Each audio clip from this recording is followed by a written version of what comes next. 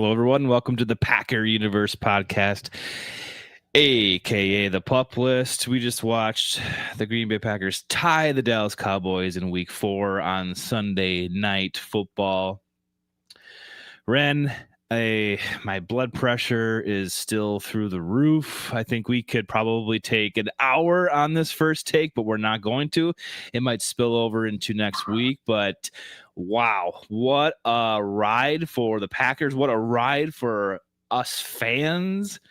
I am just right now, I don't even know what to think, but I will say this and throw it to you.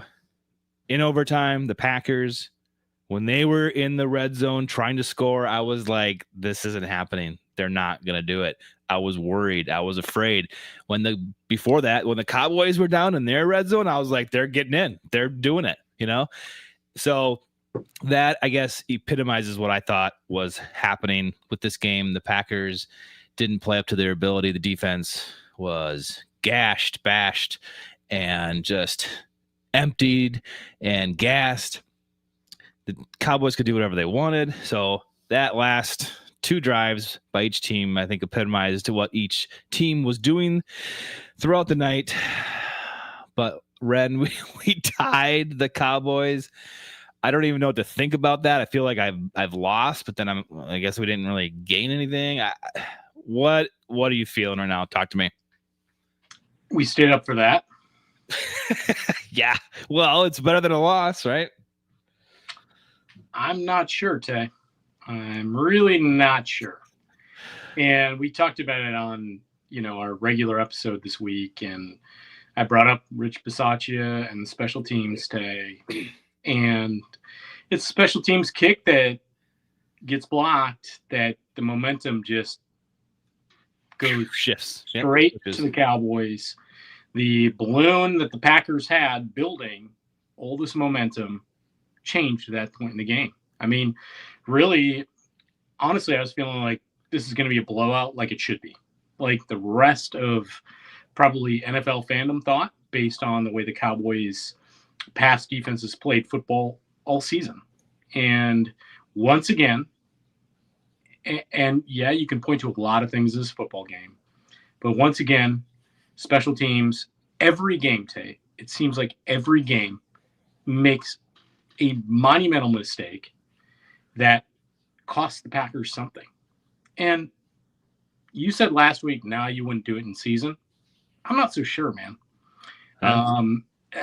You just can't have things like that happen. It's a 3-point swing. That's the game. And we could talk about so many other things. These two Brian Gutekunst free agent signings and Aaron Banks and Nate Hobbs have been not good at all. A lot of money spent on two guys. Hobbs is getting cooked tonight. I hope he's all right, but Banks obviously not available. I don't know what to say, Tay. I mean, it's watching a tie, a 40-40 tie, the second highest tie in NFL history. We got all those fireworks to end that way. It seems like the last firework, they're just like, done, tie. Yeah, over. Yeah. It's just, the offensive line again tonight, Tay, penalized heavily. Jordan was great. I mean, he led the team down. Honestly, that last possession that they have, he comes down, and people complained about Jordan all week. Is this guy you can count on when it counts? Guess what? He does it. Leads them down late in the fourth quarter. They get the go-ahead touchdown. And speaking of the special teams, Tay, they kick it, and what is it, Turpin to the 48? Yeah. I mean, there's another one. To start overtime, yeah. And, right there. And by the way, the Packers have a 4-point lead today. Dallas used up 2 of their final 3 timeouts when the Packers get in with that Romeo Doubs touchdown pass. Beautiful play. We were wondering if it's going to happen. It happens. Great. That really should have been your ball game. And I think we can all temper the Jeff Hafley going to leave Green Bay next year, getting a head coaching job talk, at least for the time being, because this defense does not look good today. And, it seemed like the Cowboys could do anything with the football. I mean, some great plays down the stretch. I think that was Turpin late on, what should have been, Dallas maybe getting in with 7 there. But what a play getting those 2 feet in. That catch down the sidelines to Pickens, they got 2 guys on that. I don't know what it is in the third quarter, what that is, but why isn't the safety like running up to grab that ball? They're out of position. I'm not sure. It just, a tie is just, it's like you ate the worst at the worst restaurant you could have when you're out on vacation in a new town. You're like, oh, this is gonna be great. Oh, it's the worst. And it just leaves this really bad taste in your mouth, man. And I don't really have much more to say about this game today. It just leaves a really, I mean, I'd almost rather go into the bye 2-2. They lost. You guys need to collect yourself and get right. And you would have thought Micah Parsons would have come out and wrecked this game. Wasn't the case. I understand he went in the tent for a little time. He was frustrated. But I'm fine. It's hard to find the words. But honestly, with the, kickoff return late in the fourth quarter and obviously the block, I put it on Rich. I'm done. I'm done, Tay. I'm done with Rich Bisaccia. I want him out. I do. I think it's time. It's garbage. It's costing them too many big things. Granted, the defense again played a very, very poor brand of football tonight. Not enough pressure on Dak. Obviously, lose the turnover battle. What the Cowboys got one on that Jordan fumble, and that's late in the first half. Can't do that either. But man, what an ugly thing that we have to be talking about. It's almost Monday morning, Tay, and we're talking about this just abysmal albatross of a football game. Yeah, it could be. This could be first takeaway with Monday morning blues edition. Like another half an hour, and we're into Monday already. We got a case of the Mondays, but yeah, Ren, there was so much that you could pick apart and just be like pissed about. I was game management in the last quarter and overtime, pitiful. Like, what are you doing wasting seconds? What are you like? I know Jordan wanted to have a play ran before the 2-minute in overtime. So did I. I just like get 5 yards with Wilson. He's running great up the middle. Just do it. And then, start the 2 minutes from there. Stuff like that. Hobbs had a terrible game, but then everyone's calling for Valentine to come in. Valentine comes in and he gets burned too. So it's not just Hobbs. For me, jury's still out on Hobbs. He might turn around this year. He might be better. Maybe he's still working that injury off. But the cornerback position, my God, we knew it was thin, but we didn't know we were going to have a lot of troubles with it like this. And then to add all the other troubles that this team could offer tonight, they did. Jacobs is obviously the MVP of this team, this game right now. He was unbelievable. Romeo Doubs probably gets a 1A to that. He was amazing. I love that Doubs goes. Love goes to Doubs. I think that match, I've always seen it. I've always loved it, and I'm really glad it shined tonight. Romeo Doubs with the hat trick. But yeah, there were so many issues, timing issues, penalties, offensive line. They game planned for Micah Parsons to not get to Dak, and they succeeded. They triple teamed him, double teamed him. By the way, Tay, we know our line is not in a good state with regard to the injuries, but so is theirs. So yeah, but they outcoached us. They outcoached us. The fact that we couldn't get there more often was really disappointing. I mean, where were the guys? I didn't see much from any of the edge rushers in Green Bay tonight. Nope.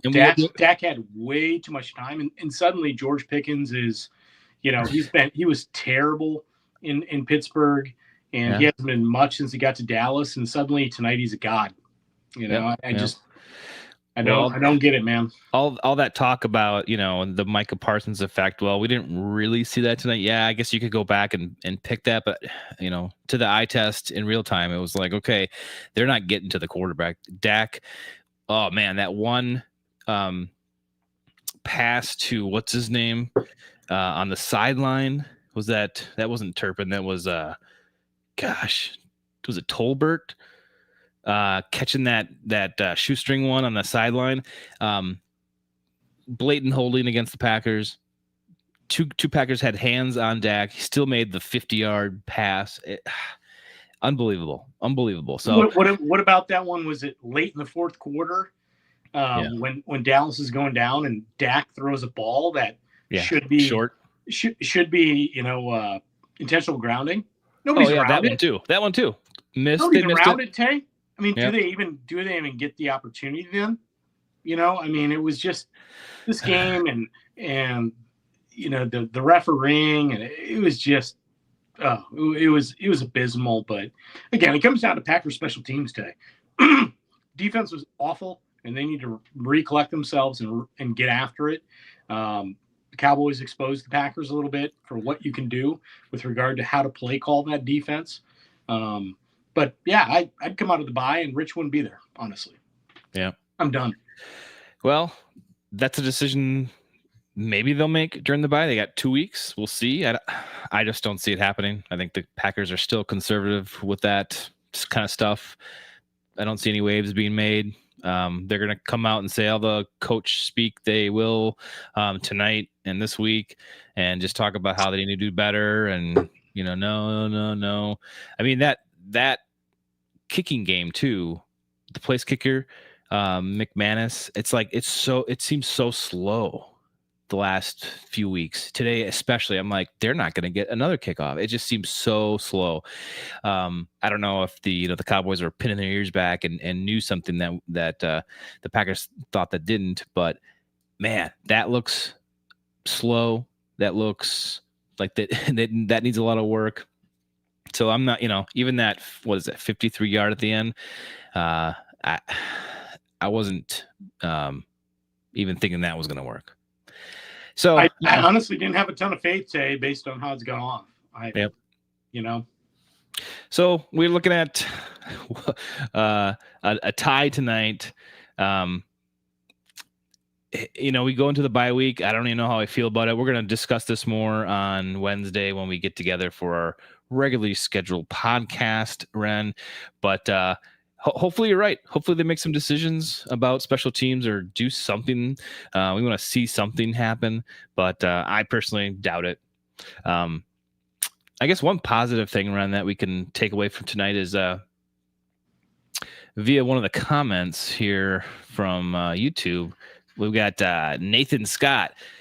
Has anyone ever told Ren he looks like Matt Damon? Wow. Holy crap. I don't think so. Nathan, no one has ever told Ren. I've gotten some out there, Nathan, but not him. So. All right, Ren. Again, I'm kind of lost for words tonight. It's a tie, but it just it feels weird. It feels strange. This team has so much to work on. As a front runner for going to the Super Bowl out of the gate after week 2, now you get this team and you're just like, what is this? I don't understand. So there's a few bright spots, of course, and we'll be able to digest that and kind of give our opinion on that during the week here. But man, that was ugly. You were right. That was ugly. Like I said, we stand up for that. We're still talking about it, and it's nearing midnight. All right, Ron. Well, thanks for joining me. I appreciate it. We will see you in a couple days. We will, Tay, until our regular scheduled episode, Tay, on the pup list.